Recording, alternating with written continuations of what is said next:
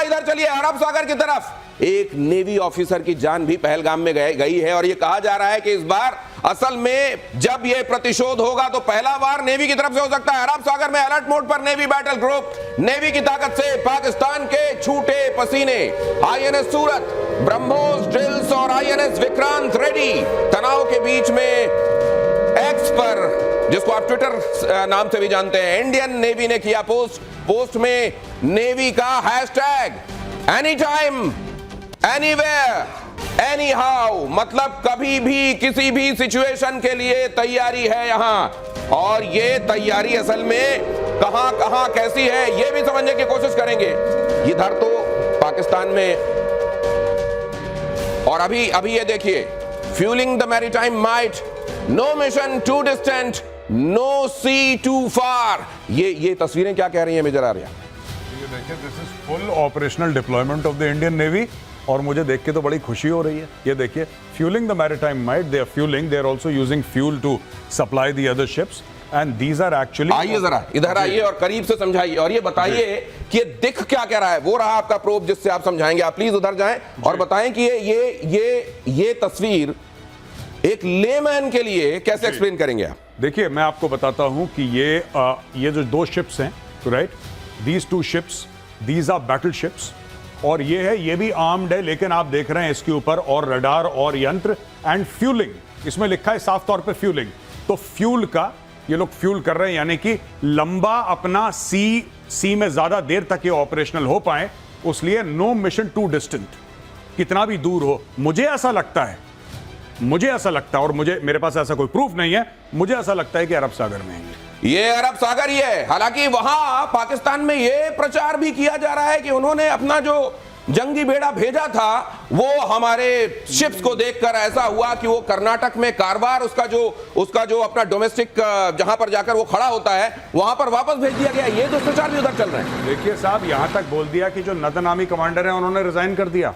लीजिए, ये देखिए साहब, नदनामी कमांडर ने डर के मारे ये कह रहे हैं पाकिस्तानी रिजाइन कर दिया है। और जो तारड़ है उनका मंत्री, हाँ। वो व्हाट्सएप के स्क्रीनशॉट लगाता है वो, और वो कहता है कि हमने इंडिया का प्रोपेगेंडा एक्सपोज कर दिया। हाँ। पाकिस्तानियों के बैंक अकाउंट में भारत लाखों रुपए डाल रहा है आतंकवाद करने के लिए। हाँ। तो मैंने ट्वीट करा, मैंने बोला भैया टीडीएस वीडीएस काटे थे कि नहीं काटे थे? प्रॉपर आप ये समझ लीजिए कि भारत को कोई पाकिस्तानी आतंकवादी चाहिए और हम उसके बैंक अकाउंट में पैसे डाल रहे हैं।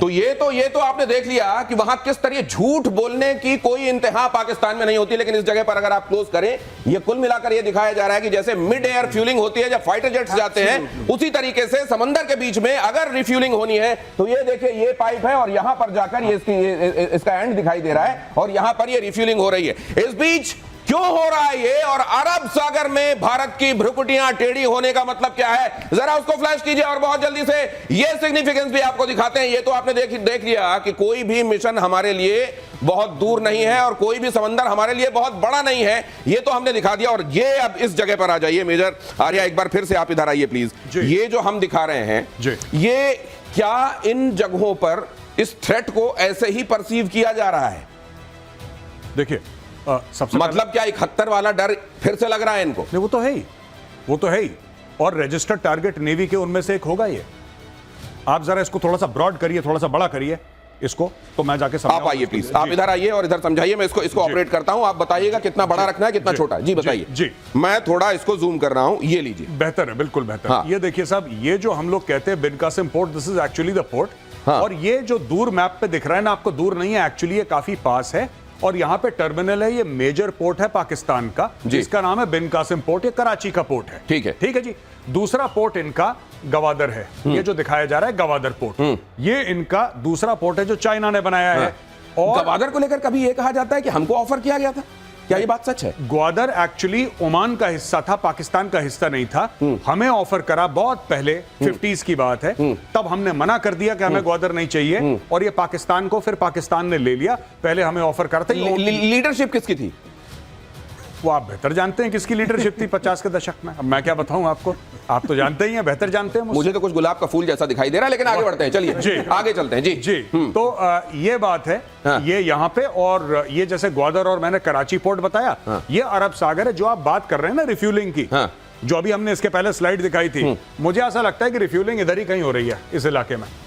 और मतलब अब इसको थोड़ा सा जूम आउट करता हूं जी, बिल्कुल। क्योंकि हमने वो पोजीशन देख ली, अब ये आ गए हम, मतलब यहां कहीं पर तैनाती है जी ये हाँ, अगर यहां पे कहीं इनकी तैनाती है जो कि यहीं पे मतलब बनता है, हाँ। तो इनका एम क्या हो सकता है? हाँ। नंबर 1, अगर हम ब्लॉकेड करते हैं, हाँ। ब्लॉकेड करते हैं पाकिस्तान का, तो ग्वादर से लेकर कराची आपको पूरा इलाका ब्लॉकेड करना पड़ेगा। ठीक है। इसलिए आपने अपना एक एयरक्राफ्ट कैरियर वहां पे डाला, ठीक। और जब कैरियर जाएगा तो कैरियर ग्रुप जाएगा, यानी कि सबमरीन जाएंगी, फ्रिगेट जाएंगी, मिसाइल बोट जाएंगी, डिस्ट्रॉयर जाएगा, एयरक्राफ्ट होते हैं, सारा तामझाम होता है कि इकोसिस्टम जाता है। यहां पे ये ओ, और दूसरे ये बताया जा रहा है, और श्रीवास्तव सर बता रहे थे, सर आपको भी मैं चाहूंगा यहां पर आए जरा प्लीज, ये सबमरीन के बारे में तो स्थिति ये है, मेजर आप आ जाए अपनी जगह पर, सबमरीन के बारे में स्थिति तो ये है कि कोई जानता भी नहीं कि उनकी तैनाती कहां है। बिल्कुल सही आपने कहा, अरिहात और अरिघात न्यूक्लियर सबमरीन्स हैं, they can remain under water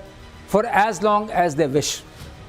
वो कहां पर हैं, नेवल हेडक्वार्टर्स में भी किसी को पता नहीं रहता, और कहीं पता नहीं रहता, तो उनके ऊपर, उनके सहारे वो नीचे हैं, ऊपर आपका पूरा फ्लीट है।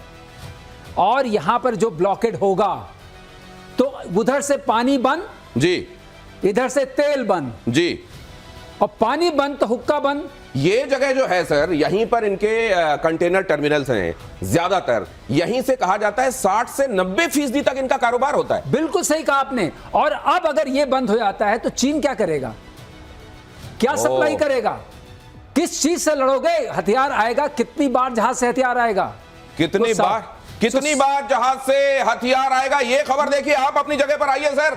अरब सागर में भारतीय नौसेना के बेड़े से पाकिस्तान कितना डरा हुआ है और स्ट्रेटजी क्या है वो आपने देखा। अब अगर भारत इन तमाम जगहों पर किसी भी जगह पर जाकर उसकी गर्दन पकड़ सकता है, कॉलर पकड़ सकता है, तो क्या क्या हो सकता है? क्या ये अभी से कुछ दिखाई दे रहा है? इन बैठकों के बीच में क्या कुछ ऐसा है जो दिखाई दे रहा है कि इस जगह से पहला कुछ होता हुआ दिखाई देगा? क्या, अगर आपको मतलब ये स्ट्रैटेजिक है, हो सकता है आप इसको डिस्कस ना करना चाहें, लेकिन मोस्ट प्रोबेबली किस जगह से कुछ चीजें होती हुई दिखाई दे रही हैं? कहना बहुत ज्यादा मुश्किल है। मैं आपको सच बताऊंगा, कोई भी फौजी आपको ये नहीं बोलेगा कि ऐसा होगा, क्योंकि हमें एक्चुअली नहीं पता। ये बात सच है, किसी को नहीं पता, क्योंकि जैसा सर ने बताया, सर ने क्या बताया, INS अरिहंत कहां है ये नेवल हेडक्वार्टर को नहीं पता। कुछ लोगों को पता है नेवल हेडक्वार्टर में, जैसे चीफ को पता होगा, या कुछ लोग होंगे जो उसके साथ इन्वॉल्व होंगे। तो ये चीजें इतनी खुफिया होती हैं कि मैं बोल दूं कि मेरा ये आइडिया है, वो फिर बात गलत हो जाएगी। Nobody knows what they will do, but they will do it all of a sudden. It will be violent, it will be disproportionate. ये जरूर बात है, इतना मैं गारंटी करता हूं। वायलेंट होगा, डिस्प्रोपोर्शनेट होगा, मतलब ये कि अगर उधर से एक चींटी आ रही है तो इधर से एक हाथी भेजा जाएगा, ऐसा बताया जा रहा है। लेकिन यहां हमने आपको बताया स्ट्रैटेजी क्या क्या हो सकती है, कराची के संदर्भ में स्ट्रैटेजी क्या हो सकती है। इस बार बहुत सारे लोग ये एंटिसिपेट कर रहे हैं कि शायद वो जगह कराची होगी। इस एंटिसिपेशन की वजह क्या है? क्योंकि पाकिस्तान का मैक्सिमम GDP कराची से आता है। अगर आप कराची को रोक देंगे, पाकिस्तान बंद हो जाएगा, पाकिस्तान की इकोनॉमिक कमर टूट जाएगी। कराची तकरीबन 65% GDP पाकिस्तान का देता है। एक शहर आपने कराची में लगा दिया ताला, यानी कि आपने पाकिस्तान की इकोनॉमी को लगा दिया ताला। इस नस को दबाने से पाकिस्तान की चीखें क्यों निकलेंगी? जरा देखिए, हमले की आशंका से पाकिस्तान में फूटा महंगाई बॉम्ब। आसमान पर पहुंची खाने पीने की चीजों के दाम, पहले से ही हाल खराब था, ये और आटा गीला हो गया। लोगों ने राशन स्टोर करना शुरू कर दिया है। 1 किलो आटे की कीमत 110 रुपए प्रति किलो तक पहुंच गई है। 1 किलो चावल की कीमत 275, और वो भी मेरे को ये यकीन है कि वो मोटा वाला चावल होगा, 275 प्रति किलो। 1 किलो चीनी की कीमत 185। बड़ी चाय की बात करते हैं ना, लीजिए चीनी डालिए अपनी चाय में, या फिर अब डायबिटीज कंट्रोल कीजिए। ये पाकिस्तान का हाल है। वहां पेट्रोल और डीजल की कीमत 261 और 267 रुपए पाकिस्तानी रुपए के हिसाब से चल रही है, और डॉलर के मुकाबले पाकिस्तान का रुपया जो है वो 300 को पार करने वाला है, और ऊपर से कराची को हिंदुस्तान घूर रहा है। जी, अगर आपने कराची पे प्रेशर डाल दिया, ये एक्चुअली इनकी जगलर वेन जो कहते हैं ना, कश्मीर हमारी शाहरग है, इनकी शाहरग कराची है, और ये पाकिस्तानियों को समझ नहीं है। वो जिन्ना ने कह दिया था अपने बचपने में कह दिया था कि कश्मीर शाहरग है, तो तब से जिन्ना की बात को रिपीट कर रहे हैं। इनकी एक्चुअल शाहरग जो है कश्मीर नहीं है, शाहरग इनकी कराची है, पैसा कराची से आता है। आप, और एक और चीज मैं आपको बता दूं, एक और चीज सर बता वो भी दूं तो आपको। बता दीजिए दर्शकों को, कौन ये जो सा? इतनी जिन्ना जिन्ना करते हैं, जी। कैसे एम्बुलेंस में जिन्ना पड़े रह गए थे जी। और वहीं एम्बुलेंस में ही प्राण पखेरु उड़ गए थे। पाकिस्तान कायदे आजम जिसको कहते हैं, कैसे जिन्ना को मरने के लिए छोड़ दिया, तो वो भी तो बता दीजिए। नॉट ओनली जिन्ना को मरने के लिए छोड़ दिया था, जब उसकी आखिरी सांसें गई थी, गाड़ी उसकी खराब हो गई, उसकी बहन फातिमा जिन्ना को भी मार दिया।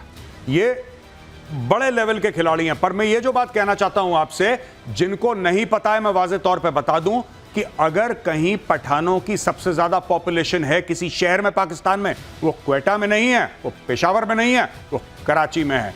और आपको पता है कि पठानों को पकड़ पकड़ के निकाल के लोग अफगानिस्तान वापस भेज रहे हैं, और आप पता है कि उनकी लड़ाई अब डायरेक्टली पाकिस्तान स्टेट से हो रही है।